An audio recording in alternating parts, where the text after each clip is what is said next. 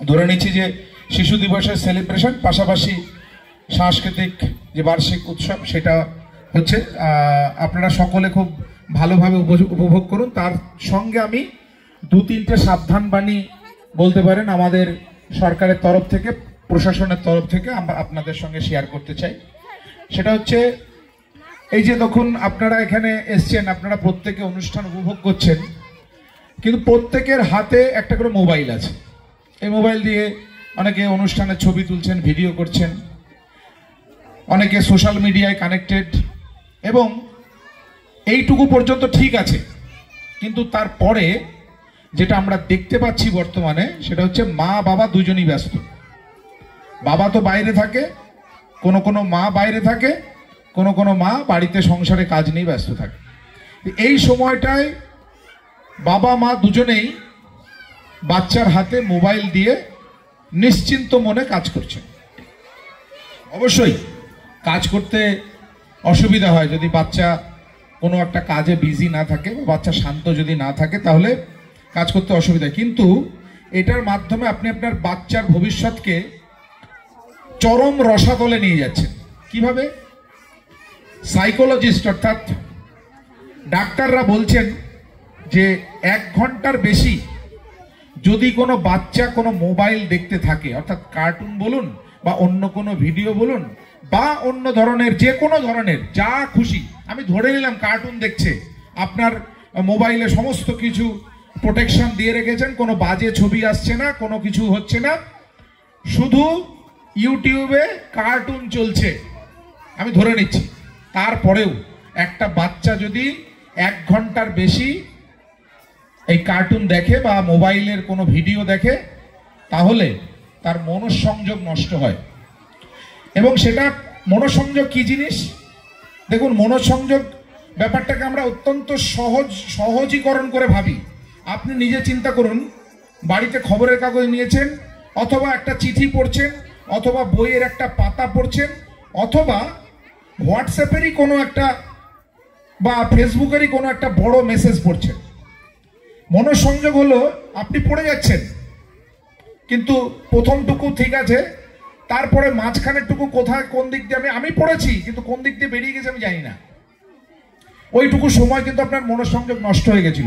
তারপরে আবার মনঃসংযোগ ফিরে এসছে, তখন মনে হচ্ছে আপনার ওহো সামনেটুকু কি পড়লাম সেটা তো দেখা হলো না ভালো করে, অথচ আপনি কিন্তু পড়েছেন ওটা। এই যে গ্যাপটা, এইটা কিন্তু বাচ্চার হতে পারে মানে হবেই।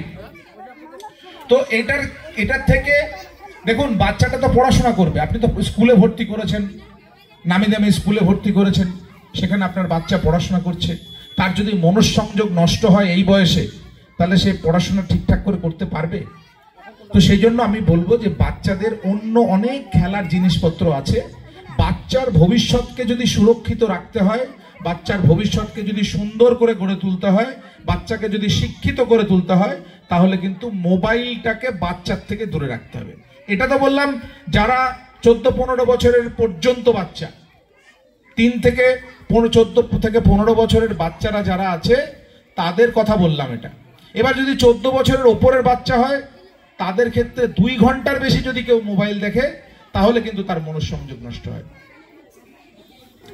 বাচ্চাদের ক্ষেত্রে 1 ঘন্টার বেশি যদি কেউ দেখে, তাহলে সেটা তার মনঃসংযোগ নষ্ট করবে।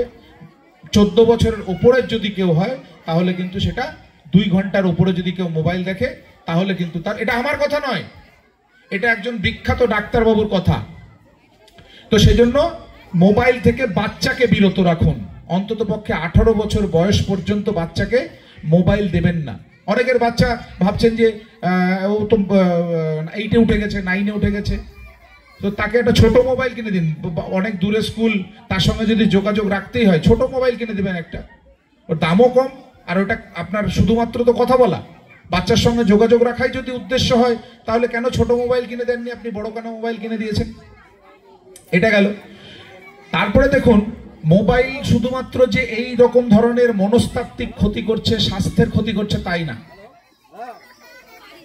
তার সঙ্গে মোবাইল কিন্তু আরো বিভিন্ন রকম, মানে ধরুন একটা বাচ্চা, আমরা দেখতে পাচ্ছি, আমি সদর ব্লকে যবে থেকে এসছি তবে থেকে দেখতে পাচ্ছি যে শুধু সদর ব্লকে না, পশ্চিমবঙ্গ তথা ভারতের বিভিন্ন প্রান্তে বাল্যবিবাহ বহুল পরিমাণে বেড়ে চলেছে।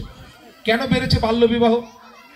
একটা বাচ্চা সে সদ্য মোবাইল হাতে নিয়ে ফেসবুকের অ্যাকাউন্ট খুলেছে, ফেসবুকের মাধ্যমে সে তার অপোজিট জেন্ডারের কোনো বাচ্চার সঙ্গে ফোনে কথাবার্তা বলছে, হোয়াটসঅ্যাপে বা ফেসবুকে চ্যাট করছে, এবং তার সাথে তার একটা অন্তরঙ্গতা তৈরি হচ্ছে। এবং তখন কি হয়, এই অন্তরঙ্গতা আমাদের ভুল পথে চালিত করে। অনেক বাচ্চা এইরকম ভাবে কিন্তু বাড়ি থেকে পালিয়ে গিয়ে বিয়ে করে নিচ্ছে। অনেক ছেলে, অনেক বাল্যবিবাহ নিশ্চয়ই জানেন কাকে বলে। মেয়ের বয়স যদি 18 বছরের কম হয়, ছেলের বয়স যদি 21 বছরের বেশি কম হয়, অথবা যে কোনো একজনের বয়স এই আইন নির্ধারিত সময়সীমা থেকে কম হয়, তাহলে তাকে কিন্তু বাল্যবিবাহ বলা হয়। মানে ধরুন ছেলেটা 25 বছরের, মেয়েটা 17 বছরের, তাহলেও কিন্তু সেটাকে বাল্যবিবাহ বলা হবে। এইরকম ধরনের কিছু কিছু দুষ্টু লোক বা বাজে লোক, তারা এরকম ভাবে কম বয়সী ছেলে মেয়েদের ভুলিয়ে ভালিয়ে নিয়ে বাইরে নিয়ে চলে যাচ্ছে, এবং তার ফল ভোগ করতে হচ্ছে কিন্তু মা বাবাকে। এবং মা বাবা যে ফলটা ভোগ করছে তার জন্য কিন্তু মা বাবাই দায়ী। কেন দায়ী? এই যে বললাম, মোবাইল হাতে দিয়ে দিচ্ছেন আপনি। আমি বেশ কিছুদিন আগে একটা গাইনোলজিক্যাল ডক্টরের কাছে গেছিলাম, বিশেষ একটা কারণে তার সঙ্গে আমার দেখা হয়।